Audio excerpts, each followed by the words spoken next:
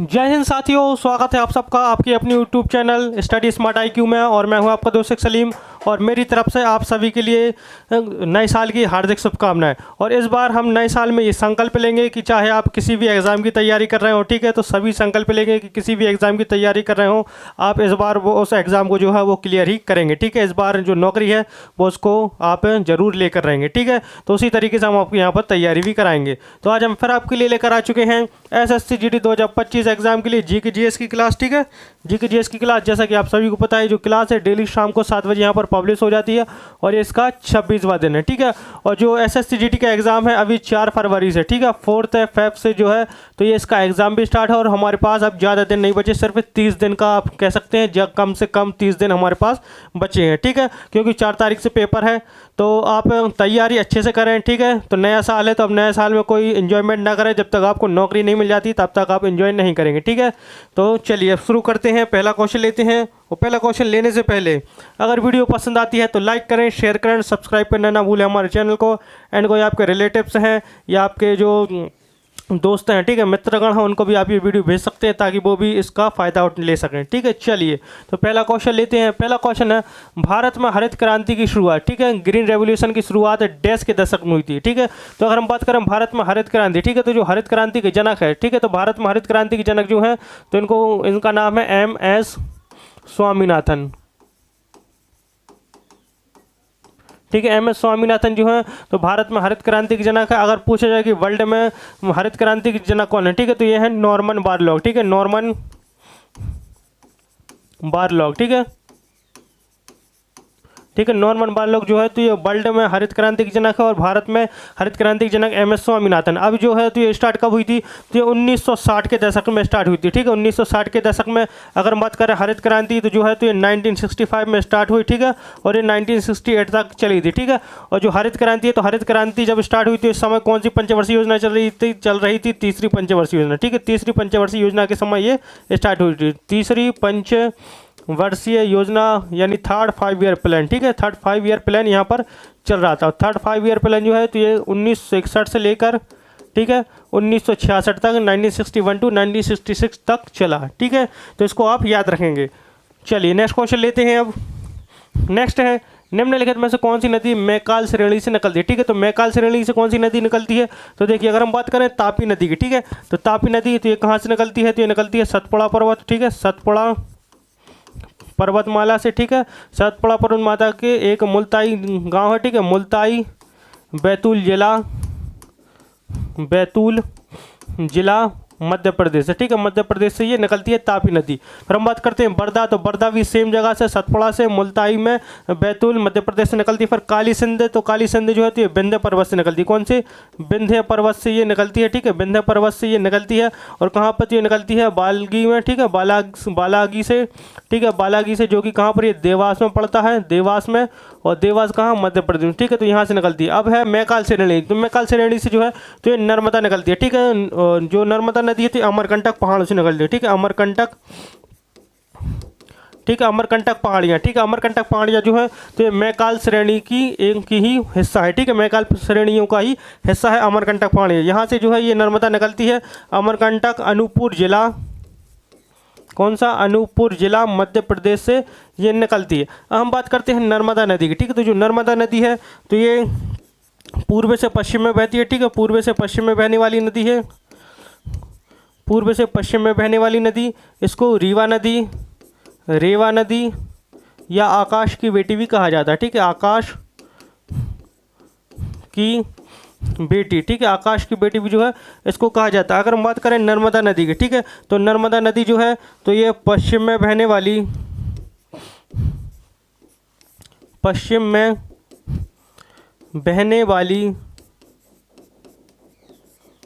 भारत की सबसे बड़ी नदी, ठीक है, सबसे बड़ी नदी है, पश्चिम में बहने वाली सबसे लंबी नदी, ठीक है, सबसे लंबी नदी पश्चिम में बहने वाली। फिर हम बात करें नर्मदा नदी, तो नर्मदा नदी जो है तो इसको जो है तो ये मध्य प्रदेश की जीवन रेखा भी कहते हैं, ठीक है, मध्य प्रदेश की जीवन रेखा, ठीक है, मध्य प्रदेश की जीवन रेखा भी इसको कहा जाता है, ठीक है, life line of Madhya Pradesh भी कहा जाता है। किस नदी को? ये कहा जाता है नर्मदा नदी को। अगर मत करें नर्मदा नदी, ठीक है, तो नर्मदा नदी जो है तो जो मध्य प्रदेश में जबलपुर के पास, ठीक है, जबलपुर में जो है तो ये धुआंधार जलप्रपात बनाती है, ठीक है, धुआंधार जलप्रपात, जो कि बहुत ज़्यादा इंपॉर्टेंट है क्योंकि एग्जाम में ऐसा क्वेश्चन पूछा जा चुका कि कौन सी नदी जो है ये धुआंधार जलप्रपात बनाती है, तो जो नर्मदा नदी है ये धुआंधार जलप्रपात बनाती है मध्य प्रदेश में, ठीक है, तो आप इनको याद रखेंगे। चलिए नेक्स्ट क्वेश्चन लेते हैं। नेक्स्ट है टका एक आधिकारिक राष्ट्रीय मुद्रा है और डैश और निम्नलिखित में से किस देश में उपयोग की जाती है, ठीक है, तो टका तो कहाँ पर यूज़ होती है, तो देखिए अगर हम बात करें इंडोनेशिया की, ठीक है, तो इंडोनेशिया में जो है तो ये चलती है करेंसी रुपया, ठीक है, रुपया। फिर श्रीलंका, तो श्रीलंकन रुपया इसको कहते हैं, ठीक है, श्रीलंकन रुपया।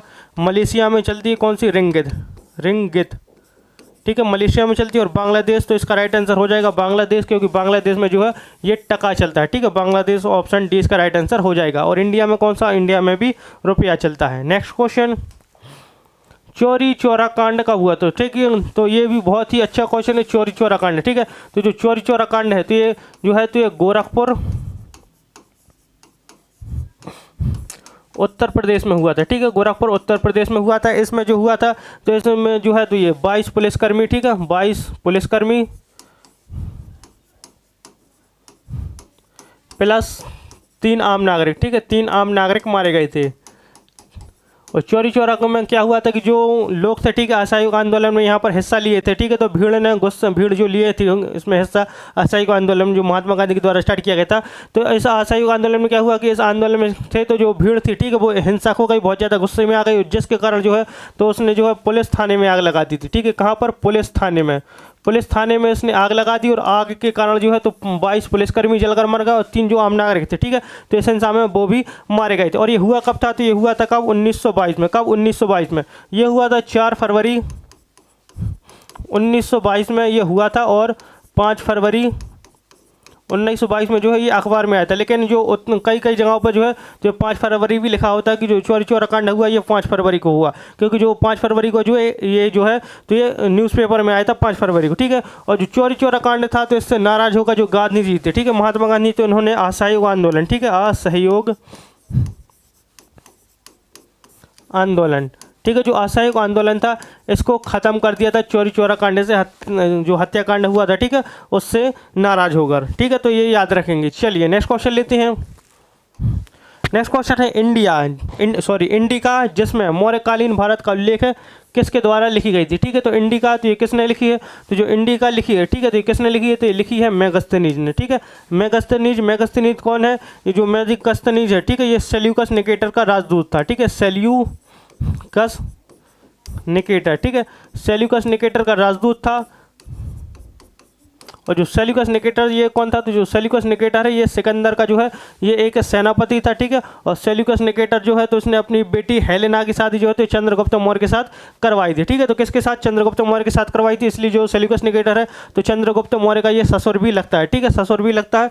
और इसने जो मेगस्थनीज को भेजा था चंद्रगुप्त के मौर्य में, ठीक है, जो मेगस्थनीज था ये पाटलिपुत्र में रहा, ठीक है, पाटलिपुत्र में मौर्यकालीन के टाइम में, ठीक है, और इसने जो एक किताब लिखी थी ये लिखी थी इंडिका। फिर हम बात करते हैं फाहियान, ठीक है, तो फाहियान कब आए? तो फाहियान जो है तो चंद्रगुप्त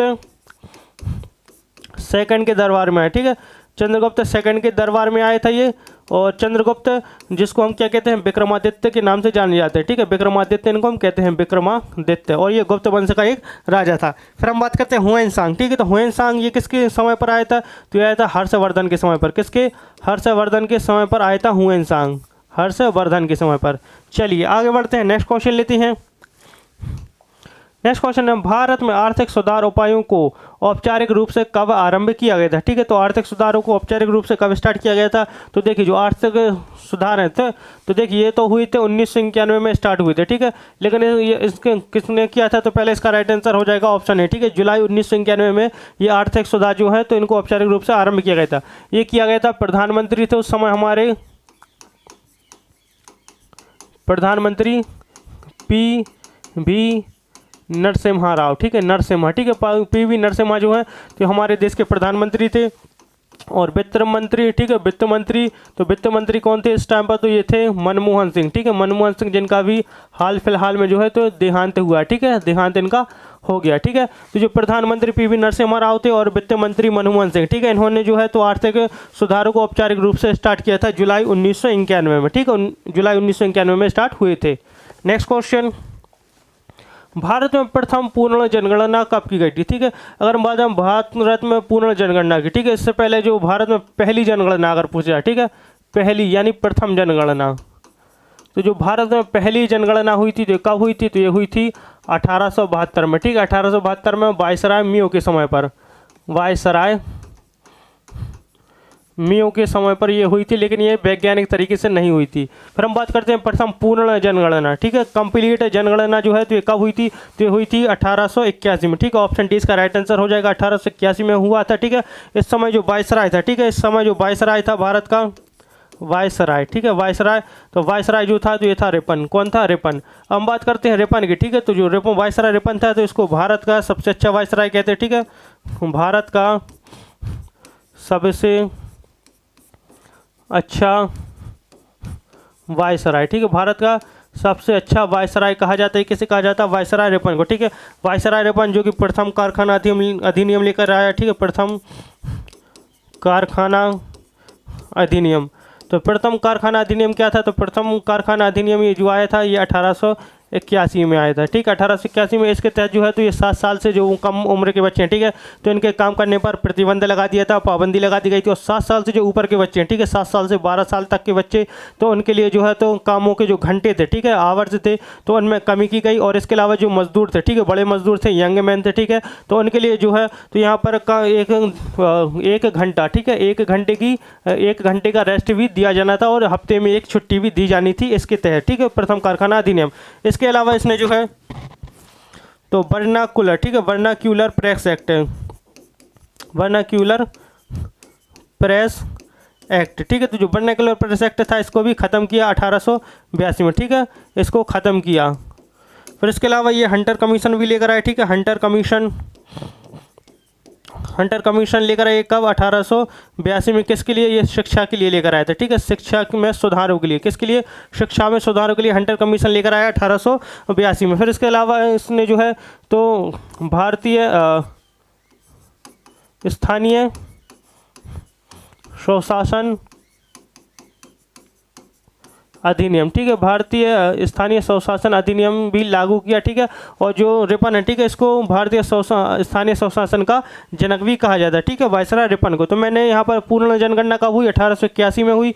और पहली जनगणना जो हुई थी 1872 में हुई थी। ठीक है, तो इनको याद रखेंगे। क्वेश्चन अगर पूछा जाए कि प्रथम पूर्ण जनगणना तो आंसर होगा 1881। अगर पूछा जाए कि पहली जनगणना, ठीक है, पूर्ण ना लिखा जाए और यहाँ पर सिर्फ लिख दिया जाए कि प्रथम जनगणना कब हुई थी, तो ये हुई थी 1872 में वायसराय मियो के समय पर। ठीक है, और वायसराय भी पूछ लिया जाता है कि इस समय वायसराय कौन था। ठीक है, तो ये भी आप याद रखेंगे। चलिए नेक्स्ट क्वेश्चन लेते हैं।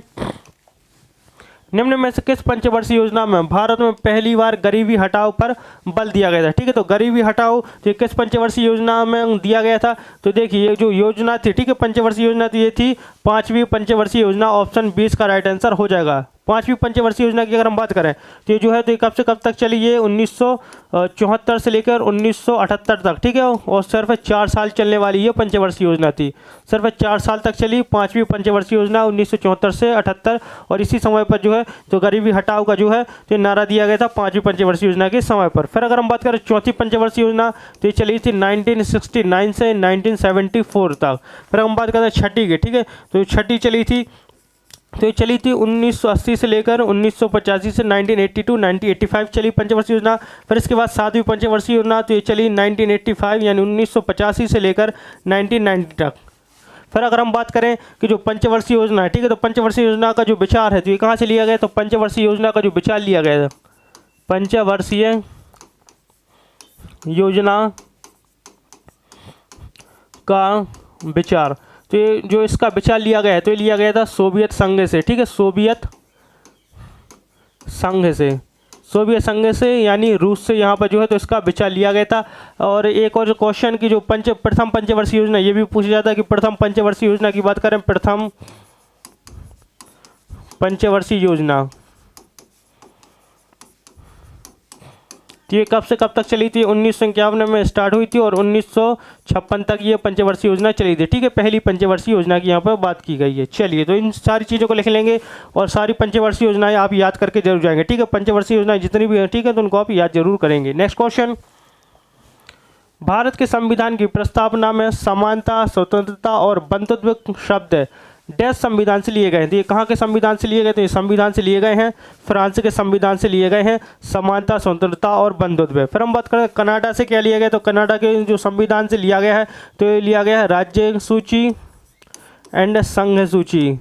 राज्य सूची और संघ सूची का प्रावधान जो है, तो ये कहाँ से लिया गया है? तो ये लिया गया है कनाडा से। ऑस्ट्रेलिया से बात करें तो ऑस्ट्रेलिया से समवर्ती सूची का लिया गया है। ठीक है, समवर्ती सूची। चलिए आगे बढ़ते हैं, नेक्स्ट क्वेश्चन लेते हैं। नेक्स्ट है मैकमोहन रेखा डैश के बीच की रेखा है। ठीक है, तो किसके बीच की रेखा है? तो मैकमोहन रेखा जो है, अगर हम बात करें भारत पाकिस्तान, तो ये है रेड क्लिफ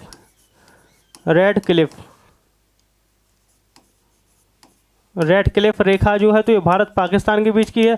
और मैकमोहन रेखा तो ये है भारत और चीन के बीच की रेखा है मैकमोहन रेखा। चलिए नेक्स्ट क्वेश्चन, आकाश का नीला रंग और सूर्योदय या सूर्यास्त के समय सूर्य का लाल रंग दिखाई देने का कारण। ठीक है, तो आकाश जो हमें नीला दिखाई देता है, इसके अलावा जब सूर्य उगता है और सूर्य ढलता है, तो उस समय जो हमें तो सूर्य है लाल कलर का दिखाई देता है। तो किस कारण से दिखाई देता है? तो ये दिखाई देता है प्रकीर्णन के कारण। ठीक है, प्रकीर्णन के कारण। चलिए नेक्स्ट, डैश लोधी वंश का संस्थापक था? तो लोधी वंश का संस्थापक, तो लोधी वंश का जो संस्थापक था, तो ये था बहलोल लोधी। ठीक है, बहलोल लोधी जो है, तो ये लोधी वंश का संस्थापक था। और लोधी वंश जो दिल्ली सल्तनत का आखिरी वंश था, दिल्ली सल्तनत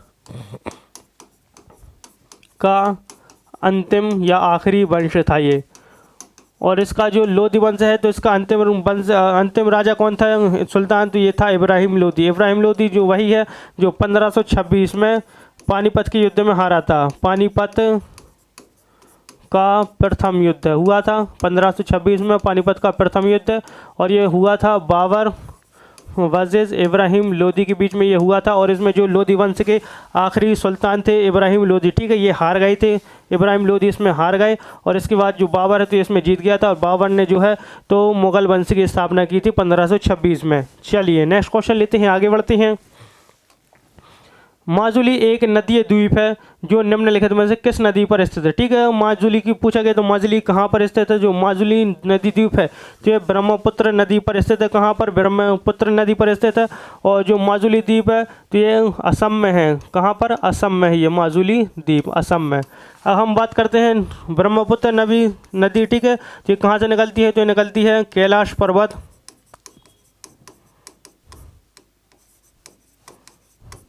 मानसरोवर झील,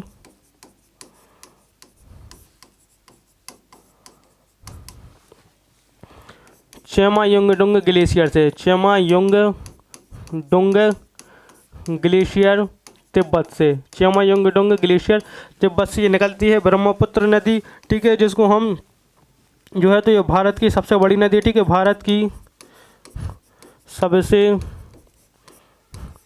बड़ी नदी, भारत की सबसे बड़ी नदी है क्योंकि इसमें सबसे ज़्यादा पानी है। ठीक है, तो इसलिए जो भारत की सबसे बड़ी नदी है, लंबी नदी अलग होती है और बड़ी नदी अलग होती है। ब्रह्मपुत्र नदी जिसको हम तिब्बत में यारलंग सांगपो, ठीक है, यारलुंग सांगपो कहते हैं। अरुणाचल प्रदेश में इसको किस नाम से जाना जाता है? तो अरुणाचल प्रदेश में इसको जो है तो ये दिहांग या सियांग कहते हैं, दिहांग या सिहांग इसको कहा जाता है। फिर जो जब ये मध्य कह सकते हैं कि भारत में जब ये प्रवेश करती है, ठीक है, तो भारत में अरुणाचल के बाद इसको ब्रह्मपुत्र नदी कहता है। ब्रह्मपुत्र नदी को लाल नदी के नाम से भी जाना जाता है, लाल नदी भी इसको कहते हैं। और ब्रह्मपुत्र नदी को बांग्लादेश में, कहाँ पर? बांग्लादेश में जब ये गंगा के साथ मिलती है तो इसको जमुना नदी कहते हैं। कौन सी? जमुना नदी कहा जाता है इसको। और बांग्लादेश में जब ब्रह्मपुत्र प्लस गंगा नदी मिलती है तो ये कौन सी नदी बनती है? तब ये बनती है पद्मा नदी। कौन सी? पद्मा नदी बनती है। तो ये है ब्रह्मपुत्र नदी के बारे में, जो कि भारत की सबसे बड़ी नदी है पानी के आयतन के हिसाब से। लंबी अगर पूछ जाए तो गंगा है, अगर बड़ी की बात हो रही तो ब्रह्मपुत्र होगी। फिर हम बात करते हैं गोदावरी नदी की। ठीक है, गोदावरी नदी की हम बात करते हैं। गोदावरी नदी ये कहाँ से ये निकलती है? त्र्यंबकेश्वर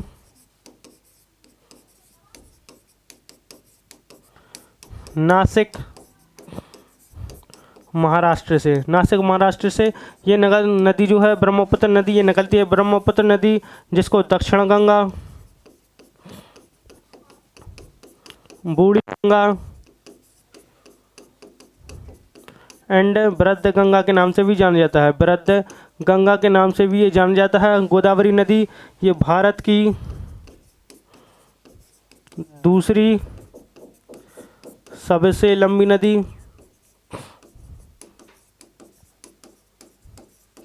एंड दक्षिण भारत और प्रायद्वीपीय भारत, दक्षिण भारत एंड प्रायद्वीपीय भारत की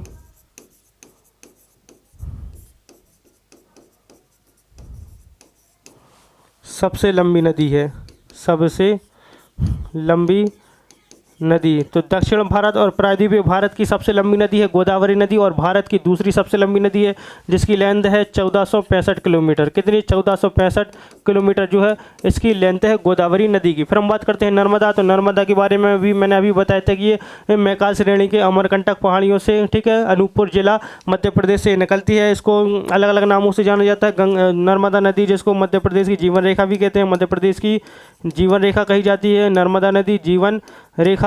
इसके जो नाम बताए थे मैंने बताया था, इसको रीवा नदी, रेवा नदी या आकाश की बेटी भी कहते हैं, आकाश की बेटी भी कहते हैं। फिर मैंने नर्मदा नदी के बारे में ये भी बताया था कि ये जबलपुर में धुआंधार जलप्रपात बनाती है। फिर इसके अलावा ये भी बताया था कि जो नर्मदा नदी है, तो नर्मदा नदी है पूर्व से पश्चिम में बहती है और पश्चिम में बहने वाली भारत की सबसे लंबी नदी है। फिर तापी के बारे में भी मैंने बताया था कि तापी कहाँ से निकलती है। जो तापी नदी है ये कहाँ से निकलती है? तो तापी नदी ये सतपुड़ा पर्वत के मुल्ताई बैतूल ज़िले से मध्य प्रदेश से होकर निकलती है। तो मैंने सभी को आपको डिस्कस किया था अभी पहले ही क्वेश्चन में। तो यहाँ पर आप जो चीज़ें मैंने बताई हैं और जो मैं मुंह से बोल देता हूँ, जो लिखता नहीं तो आप वो भी लिखेंगे और जो मैं बताता हूँ लिखकर तो आप वो भी लिखेंगे नोट में अपने। चलिए नेक्स्ट क्वेश्चन। भारत के संविधान के भाग 4A अनुच्छेद 51 तो भारत के संविधान के भाग 4A अनुच्छेद 51A में कितने मौलिक अधिकार निर्धारित हैं? ठीक है, तो जो भाग 4 है, तो संविधान का जो भाग 4 है तो ये किससे?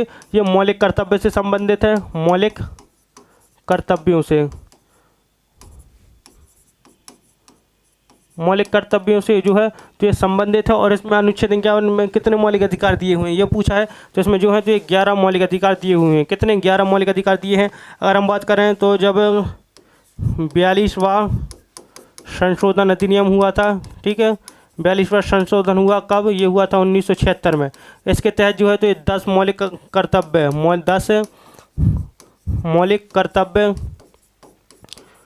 10 मौलिक कर्तव्य जो हैं तो ये जोड़े गए थे। इसके अलावा फिर ये 11वां, ठीक है, एक और जो है तो जो 11वां मौलिक कर्तव्य है, ठीक है, 11वां मौलिक कर्तव्य तो कब जोड़ा गया? तो जोड़ा गया था 86वें संशोधन अधिनियम द्वारा, 86वें संशोधन अधिनियम 2002, ठीक है, 2002 86वां संशोधन अधिनियम 2002 के द्वारा जो है तो भारत के संविधान में 11वां मौलिक कर्तव्य, 10 पहले जोड़े गए थे 42वें संशोधन 1976 के द्वारा, और जो 11वां यानी एक और जोड़ा गया तो 11वां मौलिक कर्तव्य जो है तो 86वें संशोधन अधिनियम 2002 के द्वारा जोड़े गए थे। और मैंने भाग 4 की मैंने बताई थी कि भाग 4 जो है तो मौलिक कर्तव्य से संबंधित है और इसमें अनुच्छेद 51A में जो है तो 11 मौलिक कर्तव्य दिए हुए हैं। और जो मौलिक कर्तव्य हैं तो मौलिक कर्तव्य कहाँ से लिए गए हैं? तो मौलिक कर्तव्य का जो विचार लिया गया तो ये कहाँ से? तो लिया गया है रूस से। कहाँ से? रूस से लिया गया है मौलिक कर्तव्य का विचार। नेक्स्ट क्वेश्चन, चंद्रगुप्त मौर्य के समय भारत कौन आया था? चंद्रगुप्त मौर्य के समय कौन आया था भारत? तो चंद्रगुप्त की बात करें तो ये मौर्य वंश का संस्थापक है, मौर्य वंश का संस्थापक। और जो है तो इसने किसको हराया था? तो इसने जो है धनानंद, जो कि नंद वंश का आखिरी शासक था। कौन? धनानंद नंद वंश का आखिरी शासक था। इसने जो है तो कौटिल्य, जिसको हम विष्णुगुप्त और चाणक्य और भारत का मैकियावेली कह जाते हैं, इनकी मदद से जो है तो चंद्रगुप्त मौर्य ने किसको हराया था? धनानंद को हराया था। धनानंद को इसने हराया था, जो कि नंद वंश का अंतिम शासक था। और इसके समय पर जो आया था तो यह आया था मेगस्थनीज, ठीक है, मेगस्थनीज आया था। और अभी मैंने बताया था कि मेगस्थनीज जिसको सेल्यूकस निकेटर ने भेजा था। सेल्यूकस निकेटर कौन था? ये जो है तो सिकंदर महान जो थे, ठीक है, सिकंदर, तो सिकंदर का ये सेनापति था। और इसके अलावा मौर्य जो सेल्यूकस निकेटर था, ठीक है, तो इसने अपनी बेटी की हेलेना की शादी किससे, चंद्रगुप्त मौर्य से करवाई थी। इस तरीके से जो है तो उसका ससुर भी लगता था चंद्रगुप्त का। और इस समय पर इसने भेजा था मेगास्थनीज को अपना राजदूत बनाकर। और इसमें जो है मेगास्थनीज ने इंडिका पुस्तक लिखी थी। कौन सी इंडिका पुस्तक लिखी थी? फिर मैंने बताया था फाहियान, तो ये चंद्रगुप्त द्वितीय के समय आया था। चंद्रगुप्त सेकंड के समय, जिनको हम विक्रमादित्य कहते हैं, इनके समय पर आया था विक्रमादित्य। फिर इसके अलावा ह्वेनसांग, तो ये हर्षवर्धन के समय आया, हर्षवर्धन। चलिए आगे बढ़ते हैं, अब नेक्स्ट क्वेश्चन लेते हैं। नेक्स्ट है, निम्नलिखित में से कौन यूनेस्को की विश्व धरोहर स्थल है? ठीक है, यूनेस्को यानी United Nations Educational Scientific and Cultural Organisation, ये है इसका फुल फॉर्म किसका, यूनेस्को को। और इसकी स्थापना जो हुई थी 1945 में लंदन में। और इसका जो हेडक्वार्टर है ये कहाँ पर, ये है पेरिस फ्रांस में। कहाँ पर हेडक्वार्टर है? पेरिस फ्रांस में जो है इसका हेडक्वार्टर है, ये याद रखेंगे। तो इसके विश्व धरोहर स्थल में कौन शामिल है? तो विश्व में दार्जिलिंग हिमालय रेलवे, ये बिल्कुल सही है। कालका शिमला रेलवे, ये भी सही है। और नीलगिरी पर्वत रेलवे, तो ये भी सही। तो इसका राइट आंसर हो जाएगा उपरोक्त सभी, ऑप्शन डी इसका राइट आंसर हो जाएगा। क्योंकि ये जो तीनों के तीन हैं, दार्जिलिंग हिमालयन रेलवे, कालका शिमला रेलवे और नीलगिरी पर्वत रेलवे, ये यूनेस्को की विश्व धरोहर स्थल है। नेक्स्ट क्वेश्चन, भारतीय संविधान में अस्पृश्यता का उन्मूलन, ठीक है, अनटचेबिलिटी का उन्मूलन प्रावधान का उल्लेख में किया गया है। ठीक है, तो अनटचेबिलिटी के खिलाफ किया गया है। तो कौन सा अनुच्छेद है? जो है अनुच्छेद 17। अनुच्छेद 17 कहता है अस्पृश्यता का उन्मूलन। फिर हम बात करते हैं अनुच्छेद 14 की, तो कानून के समक्ष समानता की बात करता है ये। फिर हम बात करें तो ये भाषण, अनुच्छेद 19 भाषण एंड अभिव्यक्ति की स्वतंत्रता।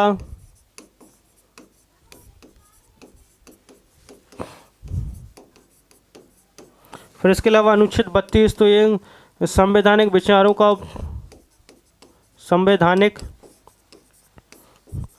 उपचारों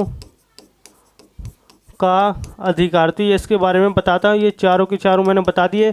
और जो संविधान में जो है तो ये सारे के सारे क्या हैं? ये मौलिक अधिकार हैं। क्या है? मौलिक अधिकार हैं। और मौलिक अधिकार हमारे संविधान के भाग 3 में दिए हुए हैं। और हमें अनुच्छेद 12 से लेकर अनुच्छेद 35 तक ये मौलिक अधिकार प्राप्त हैं। और ये सारे के सारे मौलिक अधिकार हैं। नेक्स्ट क्वेश्चन, मस्तिष्क का कौन सा भाग हृदय को नियंत्रित करता है? तो हृदय यानी हार्ट को नियंत्रित करता है, तो ये करता है मेडुला ऑब्लंगेटा। ठीक है, oblongata, medulla oblongata. Next question, निम्नलिखित में से किस राज्य में चाप चर कोट त्यौहार मनाया जाता है? तो चाप चार कोट त्यौहार तो ये मनाया जाता है मिजोरम में। कहाँ? मिजोरम में। नेक्स्ट क्वेश्चन, नेक्स्ट है, इंग्लैंड के राजा जेम्स प्रथम का आधिकारिक राजदूत सर थॉमस रो, तो ये किस मुगल सम्राट के दरबार में आए थे? तो थॉमस रो जो है, तो जब ये भारत आए थे तो इस समय जो भारत का राजा था तो ये थे कौन? जहांगीर। ठीक है, जहांगीर भारत के बादशाह थे, मुगल बादशाह थे। तो ये थे हमारे आज के क्वेश्चन SSC GD 2025 एग्ज़ाम के लिए। आई होप आपको हमारी ये वीडियो पसंद आई हो। अगर वीडियो पसंद आती है तो लाइक करें, शेयर करें एंड सब्सक्राइब करना ना भूलें हमारे चैनल को। एंड सभी न्यू ईयर के इस अवसर पर, ठीक है, तो ये सभी आप संकल्प लें कि इस बार नौकरी हमको पक्की ही करनी है, तो हमें अपनी नौकरी लेकर ही जाना है। तो मिलते हैं आपसे अगली वीडियो में, तब तक के लिए good luck and good bye. Thank you.